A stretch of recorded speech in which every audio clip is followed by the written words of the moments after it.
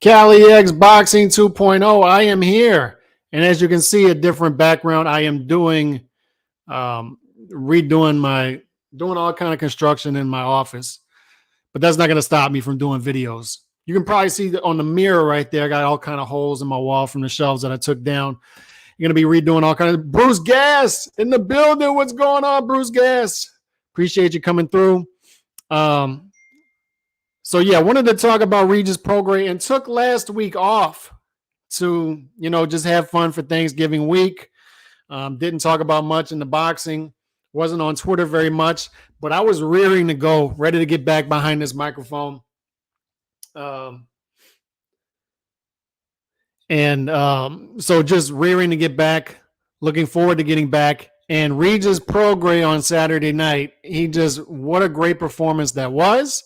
And it just once again hammers home why activity matters, because I'm watching Regis Prograis fight and I'm thinking to myself, how is it that this guy isn't more well known than he is? How is it that more people don't know about Regis Prograis? How is it when Regis Prograis fights down here in New Orleans that it's not a sellout? How is it that more people don't know about Regis Prograis? I'm watching him fight. I'm watching him keep his hands free. I'm watching him go to the body. Old school fighter, not wanting to coast when he's up on the scorecards. And he's just going after Zepeda in the 11th round. He gets him out of there. Old school fighter, old school performance, entertaining, fun fighter, and a guy that looks marketable, seems like a nice guy. And I'm thinking to myself, how is it that he isn't more well known? And it's activity. Only fighting once in 2019, once in 2020, once in 2021. Activity. Keep him in people's faces. Keep him active. And to me, that was the story once again of the weekend: is inactivity. Guys not taking chances. This currency over legacy thing that just aggravates the hell out of me. And I'll talk about this throughout this video when it comes to Boo Boo Andre. I'm watching Zach Parker and John Ryder fight over the weekend, and I'm watching Zach Parker fight and saying, how is it that Boo Boo Andre ducks a fight with this guy twice? How is it when I watched Janet back a couple weeks ago that Boo Boo Andre ducked a fight with that guy twice? How? How is it? Think of where Boo Boo Andre would be at this point in his career if he just took those fights.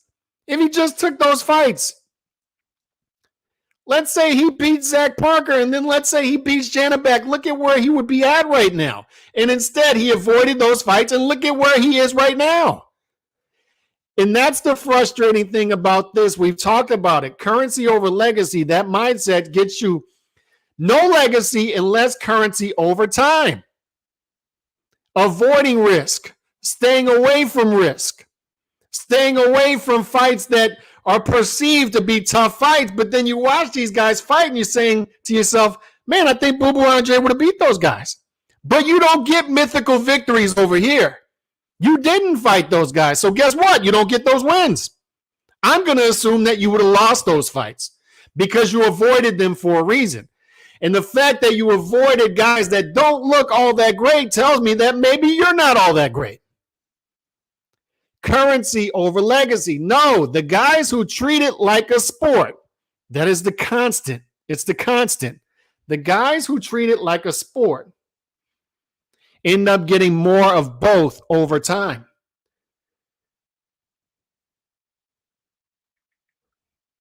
That's the constant. I'm watching Bivol over the weekend. Bivol goes to the fight, Regis Prograis fight out in LA. I'm watching, I'm observing, I'm seeing these videos as they come out after the fight of press conferences, interviews. I'm watching Bivol's videos. I'm watching Bivol's videos of the interview he did with Steve Kim. And I'm listening, I'm just observing him talk. And I think he's kind of baffled as to how these American fighters treat the sport and how they think and why they're padding their records, why they're avoiding tough fights, why they're not why they're saying they don't care about belts. And I'm just like, what a breath of fresh air this guy is.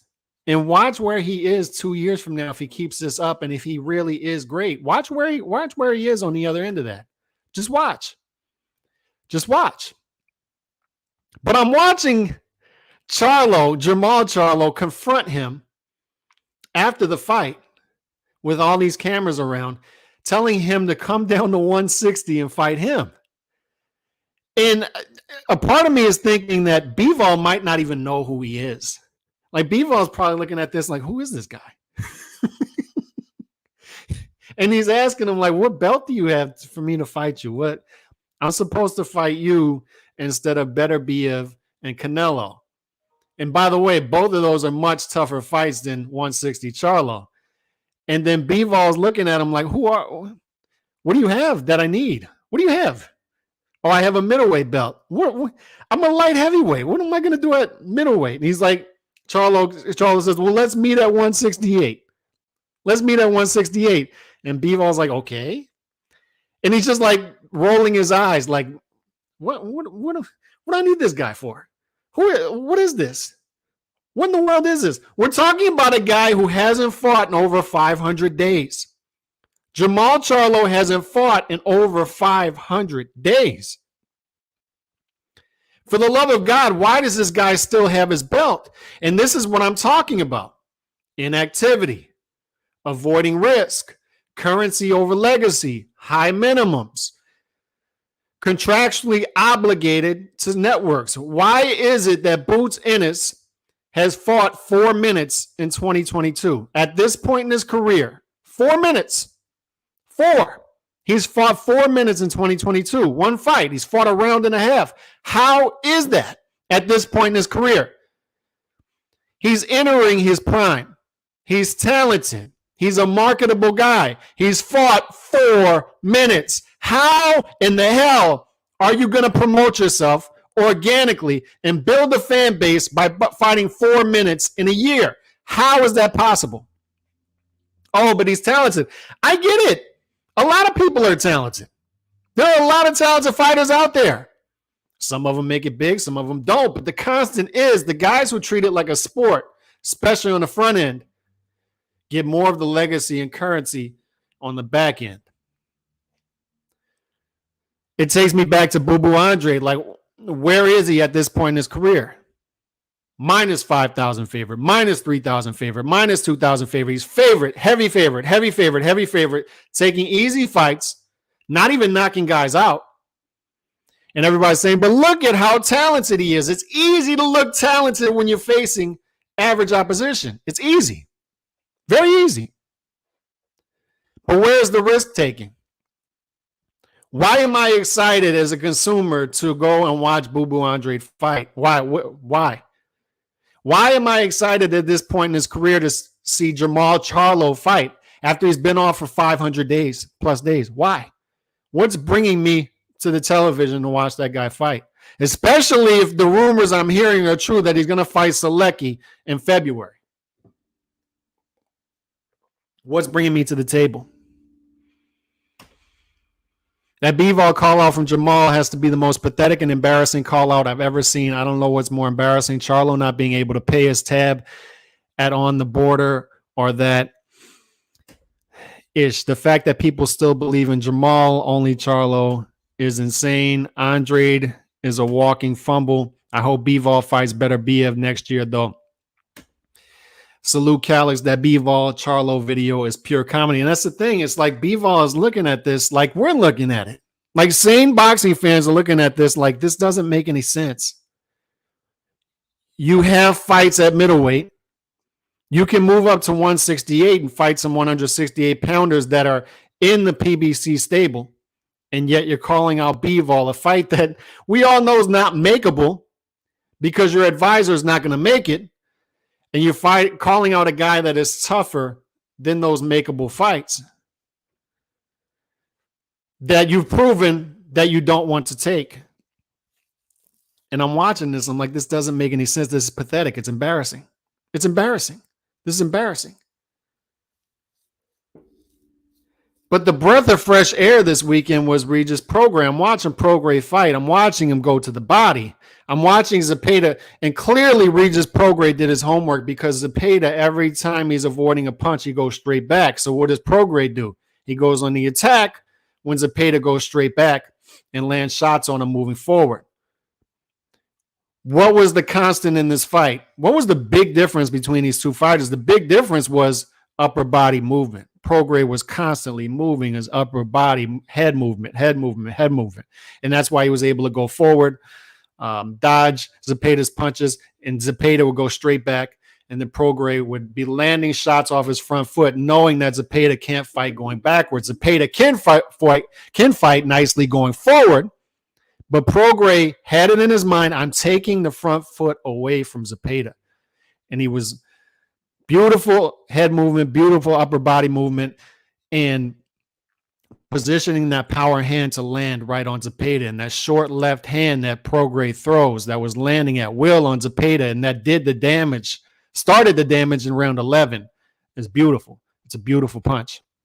And I'm watching Prograis, and I'm saying this guy should be more noticeable.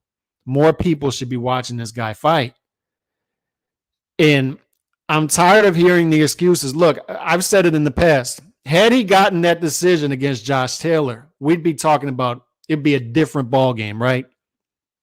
We'd be talking about a guy who likely goes on to beat Jose Ramirez, in my opinion, and becomes undisputed at 140. And all of a sudden, we're talking about Prograis possibly on the pound-for-pound list as undisputed at 140. And then possibly getting a bigger fight after that, leveraging that to a bigger fight. But instead, what we get is a guy who is beltless and a guy that's easily avoided at that point because nobody wants to deal with him. He doesn't have a belt. He doesn't have anything I need. That's a good excuse for me to stay away, right?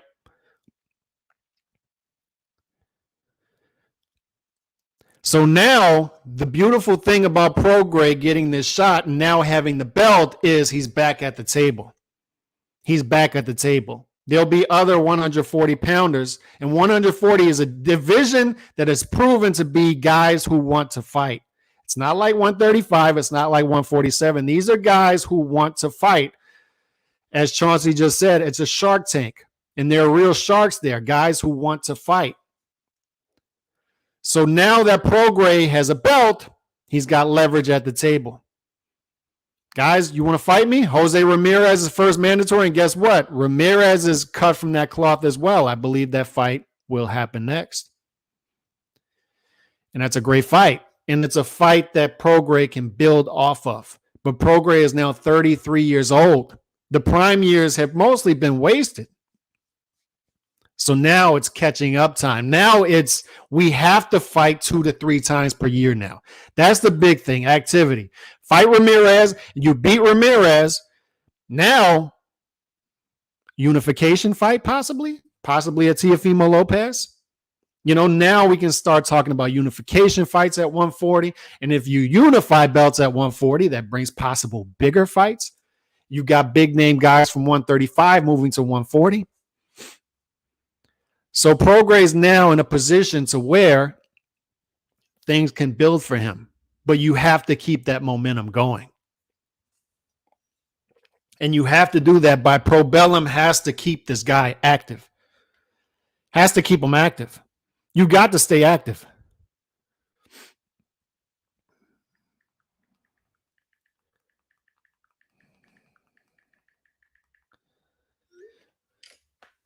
But that's the main thing. Stay active, activity. You have to keep Regis Prograis activity because I'm telling you, this is one of the hidden gems in boxing, this guy. And I'm not just saying that because I'm from New Orleans. He's from New Orleans. No. This guy is one of the hidden gems. He's one of the throwback fighters who appreciates the history of the sport. You can tell he watches old footage because he keeps his hands free. He's one of the few fighters still in the sport who fights on the inside, keeps his hands free. I counted like 3 clinches the whole fight. 3 clinches. He's keeping his hands free. It's tough to do that, which is why it's not taught in the gym these days. They're teaching tactical clinching on the inside. They're not teaching inside fighting. They're not teaching body punching. He fights on the inside. He goes to the body. He's a high IQ fighter, intelligent. He'll mix it up. He can fight off the front foot. He can fight off the back foot, decent lateral movement. He knows foot placement, and he also knows how to set up his power hand. As you saw against Zepeda, he knew how to set up that power hand. He can shoot it straight. He can shoot it wide. He can shoot it short. He can shoot it long. Whatever he wants to do, he can do it. But the main thing over everything is he's entertaining.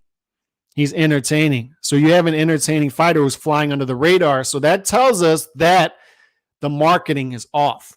The marketing is not right. Undervalued. Severely undervalued. One of the most undervalued fighters in the sport of boxing. You have to get his name out there more, and you just have to stay active. And if the big fights don't come, guess what? You got to start taking chances. But now is the time because you're 33 years old. You're getting into your mid-30s. The window is going to start to close. Those opportunities, if they're not going to come, you got to go knock down the door. Maybe you got to take a chance at 147. I don't know what you got to do, but you got to do it. We are where we are. The excuses are no more. We are where we are. And since we are where we are, we need to be realistic. And with Prograis, you've got to stay active. Boots Ennis, you've got to get active. How many times have we heard this year on Twitter, fight day coming?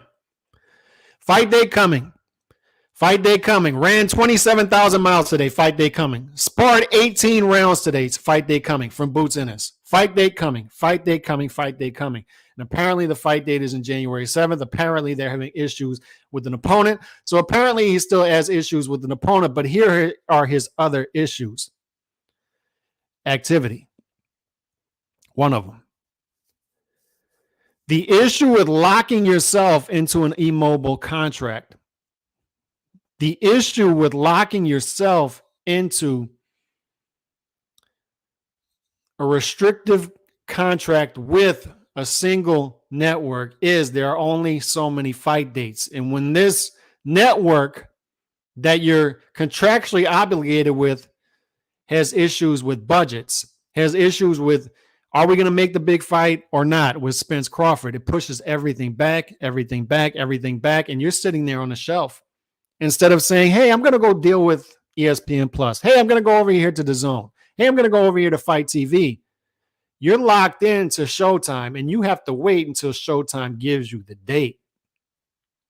So Boots Ennis, one of the most talented fighters in the sport, and I keep being told Boots Ennis beats everybody at welterweight. People keep telling me that. Boots Ennis beats everybody at welterweight if he fights him. He'll beat everybody at welterweight if he fights him. Boots Ennis would even go up to 154 and beat the guys at 154, all of them. And I'm sitting here like, when's it going to happen? When's this going to happen? When are these mythical matchups going to happen? Where are they? And he's locked into a contract with Showtime. And he has to sit back and wait for the date. Because he's locked into a contract with Showtime. It's being locked in with certain networks. It's being locked into a minimum. So when you're guaranteed a certain amount of money per fight, and the promotional company says, hey, we can't pay that without putting you in a mismatch on a pay-per-view, then guess what we get? A mismatch on a pay-per-view. And how do you build a guy's career off of that? And that's where we are with the Boots Ennis. Currency over legacy. That's where we are with Boo Boo Andre, Jamal Charlo. It's these guys locking themselves into minimums, knowing they're getting guaranteed money, sitting on the shelves fighting once per year because they're locked into a network, not organically building their base. And they've got their money. They're happy with their money. But guess what? It'd be nice to get more. And that's the issue, is they're not organically building. So over time, they're getting no legacy and less currency. They're not getting the big fights. And the reason they're not getting the big fights is because they're forgettable fighters. I could care less what happens to Jamal Charlo at this point in his career. I could care less to what happens at Boo Boo Andre at this point in their career. Both talented fighters, but I could care less. The reason I could care less is they're not treating the fights, they're not treating the sport like a sport throughout their career. They're treating it like a business. And for me, as a boxing fan, it doesn't strike a chord. I don't care about their paper. I don't care about their wallet. I don't care what Jamal makes. I don't care what Boo Boo makes. What I'm sitting here saying is I'm watching Ryder fight Parker over the weekend, and I'm watching Ryder fight, and I'm saying, Boo Boo ducked this, and I'm not saying Parker's a good fighter. He's a decent fighter, and Parker versus Boo Boo was close to even odds fight. But that's my point. It's like anytime there's any sort of risk, something happens. Oh, I got an injury. Okay, so that's $1 million payday down the drain, a top 10 victory for me down the drain. I avoided Janabek to fight that guy. So we repeat it, right? And then the Parker fight's there on the table again, but he's only going to get $150,000 to fight Parker this time, so not more worth my time. Also to fight Janabek. No, I don't want to fight Janabek. Okay, so what are we going to do now? And we're just sitting here. We're just sitting here doing nothing. That's Boo Boo Andre. You could have beat Ryder you could have beat Parker like Ryder beat him. I'm watching Denzel Bentley fight Janabek, and I'm like, Boo Boo could have done something here. He could have done something against both fighters. And John Ryder now has the inside track to fight Canelo next in May. John Ryder. Nothing against John Ryder. Good fighter, but that could have been you, Boo Boo. It could have been you. You could have had the inside track.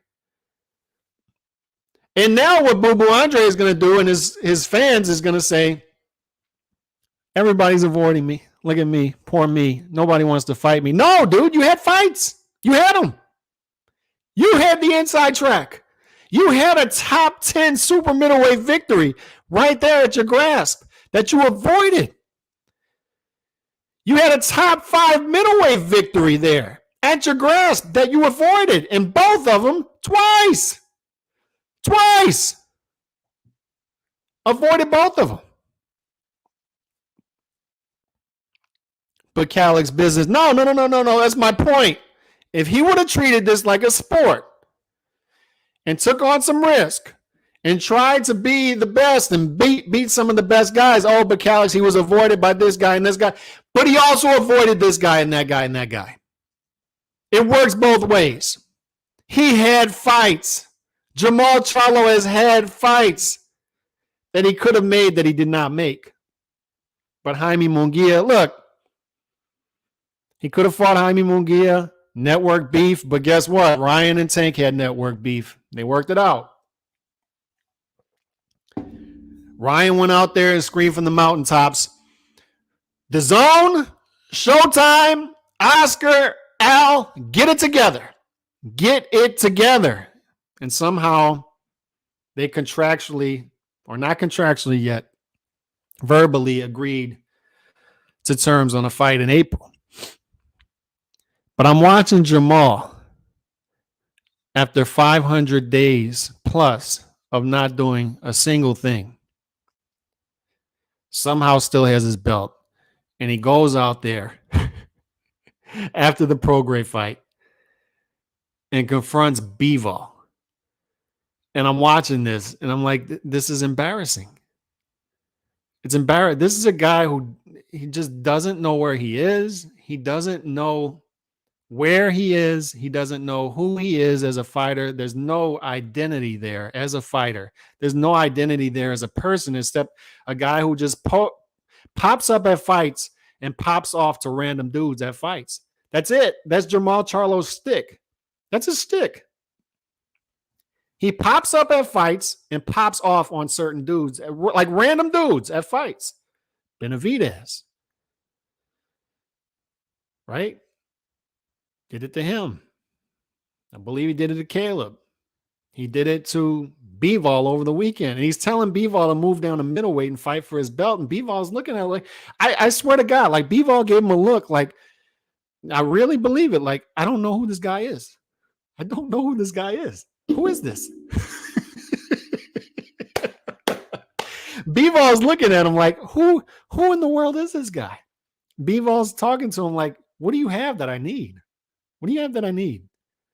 I got multiple belts at light heavyweight. I just beat Canelo. I have another Canelo fight next year, possibly. I want to fight Better Biev because I treat it like a sport and I want to be the best in my division and I want to be undisputed in my division and I actually care about the real belts. That's me, Dimitri Bivol. I have an identity as a fighter. I have an identity as the most versatile fighter in the sport, one of the best statistically the best defensive fighter in the sport. A guy who just beat the pound-for-pound king. I have an identity as a guy who wants to be the best. What is your identity? Who are you? Who is Jamal Charlo? Does anybody know? Who is he? He's a talented fighter at middleweight. He has a belt that he hasn't defended in over 500 days. What else? What else? Is anybody else still entertained by this shtick that he has of confronting random fighters at fights? Just popping up drunk at fights, no matter where the fights are, LA, Houston, New York. This dude pops up. Apparently he's a huge fan of boxing because he pops up at fights all the time, drunk, and just confronts fighters that we all know he's not going to fight. We all know Bivol versus Charlo is not going to happen, and I wish it would.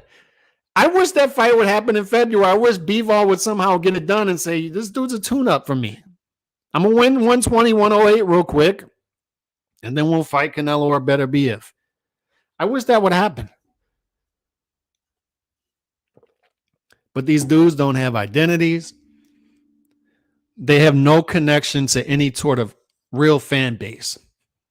Any sort of fan base they have is some it's not, there's no substance to it. Any sort of fan base they have is surface level fan bases. People that will drop them in a second. And they get confused when they sit on a shelf for a while because they're contractually obligated to a network. They're contractually obligated to whatever, and it's restricting their career. They can't get the fight dates. They're sitting on the shelf, and they're confused when, while they're sitting on the shelf, people forget about them. And they're like, wait a second, I thought this was currency over legacy. I thought I didn't have to build a legacy. I thought I just had to show up. And I would get all this money in a big super fight on the end of this. And where did my fan base go? And they're confused. And their fan base left them because their fan base, it was all surface level stuff, tribal level stuff.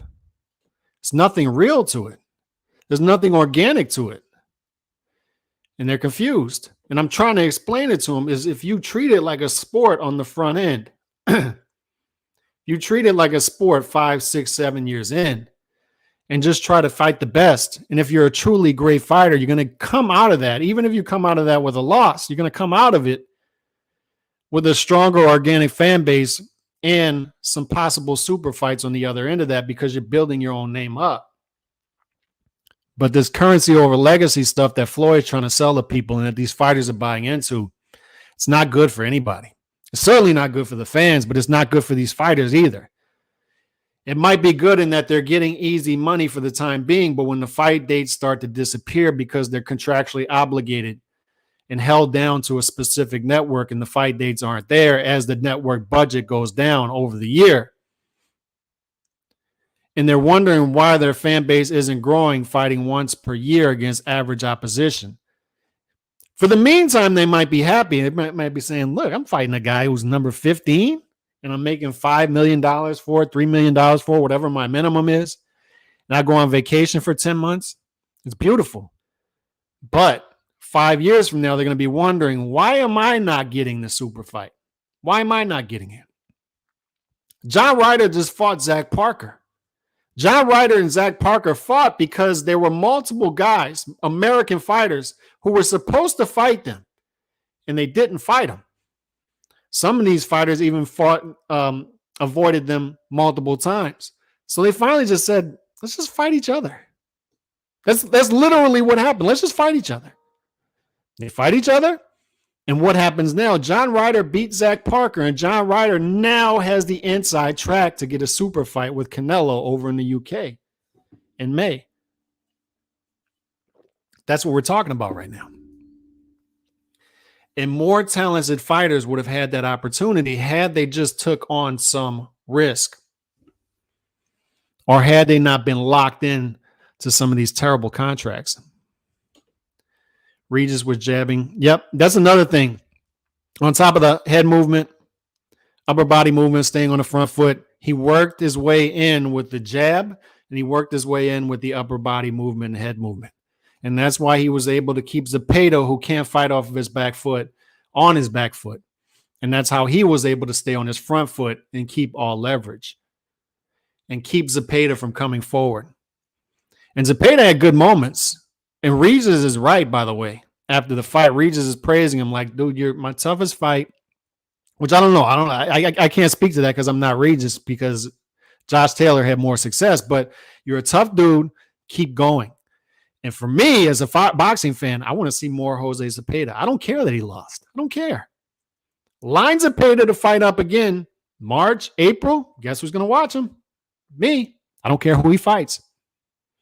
I'll be there to watch Jose Zepeda fight, even in a loss, even after a loss. You see Terrence Crawford interview with Brian Custer. I did not, but I'm assuming it's something with taking shots at Errol Spence, taking shots at Jermell Charlo, I believe he did. So the interesting thing about that to me is I still don't understand. And look, nobody is beyond criticism, and Bud Crawford certainly not. Like Bud Crawford, I feel, has made some mistakes in his career as well. Bud Crawford could be further along with his career than he is. But when it comes to Errol Spence versus Bud Crawford, to me, it's a simple equation. And people are trying to overthink this. And they're misplacing the blame that belongs all at one person's foot. It's for 4-5 years, and I don't mean to go back to this, but it fits into everything we're talking about. Inactivity, currency over legacy, all this stuff. Tying yourself down to specific promoters, advisors, networks over a long term, instead of doing something that even a young Devin Haney is doing, to where he goes 3-4 fight contract, and then he goes and he gets back to the table, back to the bargaining table. What it is for 4 years plus, we heard if Bud Crawford crosses the street, and notice how when PBC fighters can't get a fight with a certain guy, there's no talk about crossing the street.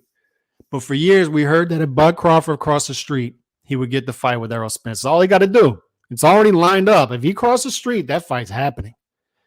So what happens? Contract comes up, beats Sean Porter, contract's over, he's a free agent. A month later, maybe, they announce a fight with Yordenis Ugas. And they tell us, look, I know you wanted the Crawford fight next. I know Bud Crawford's a free agent, but if Spence beats Ugas, then Spence versus Crawford's for undisputed. So it's an even bigger fight. So we're like, I really wanted the Crawford fight, but Ugas, okay, decent fight, then it'll be for undisputed. So what happens? He defeats Ugas, and then for 4+ months, and this is what's confirmed by both fighters. We're going off of what's been confirmed by both Spence and Crawford publicly. For over 4 months, Bud Crawford doesn't even get a rough draft of a contract until over 4 months later, late August. And in the rough draft of a contract, which, by the way, that tells me that they didn't want to do the fight in 2022, but in the rough draft of the contract, and this is confirmed by both Crawford and Spence, no guarantees for either fighters.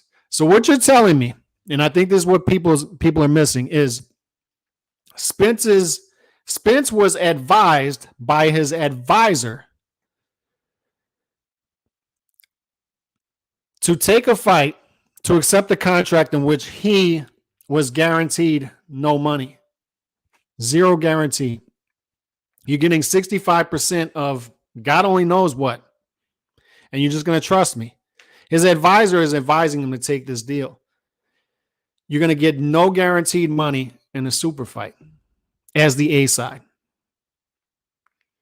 And if I'm Spence and I'm seeing that, I got a million questions at that point.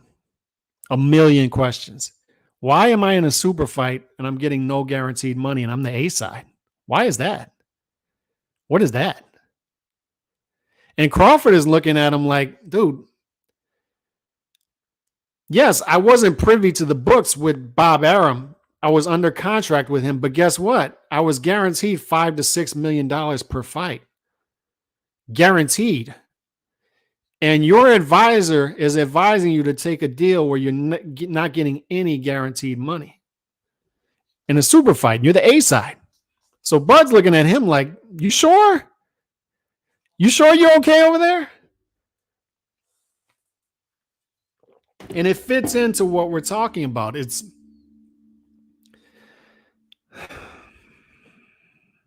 inactivity, bad contracts, sitting on the shelf, currency over legacy, guaranteed minimums early on in your career, where your promoter's gonna be losing money. He's gonna be looking to recoup that over time. It's not good. 8 or 9 fight dates coming since July. That's right. That's Boots Ennis. Prograis can have some major fights at 140. He just struck gold. And Jose Ramirez is going to be the fight. And what a great fight that's going to be. And I'm hearing from good sources that that's the fight that's next.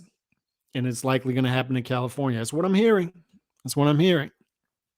So I'm just going to trust that fight's going to happen because I believe both fighters. I believe Prograis wants to get on with his career, get it back on track. I believe he wants to be the best. I believe he knows how close he was to undisputed at 140. He wants another shot at that. He wants to defend against Ramirez. He wants to unify against guys like Teofimo Lopez if he gets his hand on the belt. And he wants those fights. And I believe that Jose Ramirez, same exact boat. Jose Ramirez was close. One fight away from undisputed. He wants another shot at it. Dudes behaving like fighters. Crazy. Like it's a crazy idea. Fighters behaving like fighters. Crazy. It's crazy. It's just something you're not used to. We need an intervention for whoever is running Andre's career. And it's American boxing right now, too. I believe since Prograis won, we now have 17 belt holders in American boxing, which we're still number one. We're still number one by a decent margin. I think number 2 is 9. I believe Mexico has 9 belts. But that's 17 out of 68 belts. That's only 25% of the belts. And we're having a growing number of American fighters tell us that we don't really care about the belts. And I mean, that's okay on the surface. Not every great fight, like Tank versus Ryan, is a great matchup. It just is. And it's a beltless matchup. But those are the exceptions to the rule. Every sport has trophies. Every sport has championships to thrive towards. So when we have fighters saying we don't care about the real championships in boxing because we're just going to fight the big money fights. And look, in a Tank versus Ryan fight, that's fine. That's fine. But in most cases, it's not. In most cases, not. It takes us, the picture becomes fuzzy. It doesn't take us anywhere. We need fighters behaving like fighters. We need the sport to behave like a sport. We need this sport to resemble a sport. It's why between April and July, boxing was moving. Boxing was booming. It was beautiful. Every weekend we had meaningful fights. And we said, this is going great right now because the sport is behaving like a sport. This is resembling a sport, an actual sport. And I'm watching it the past couple months in the fourth quarter, and I'm saying this is resembling a business again. And as a boxing fan, I'm not interested in the business of boxing. I'm just not.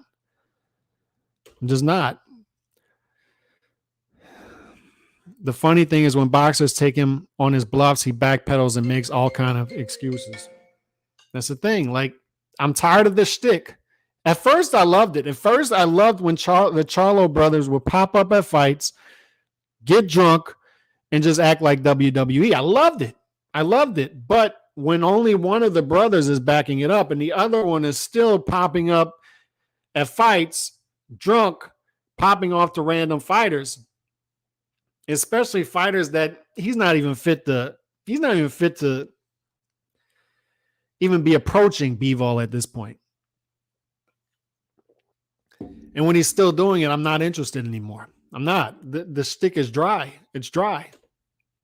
Shout out Nando. Shout out Remy. Our fans still upset.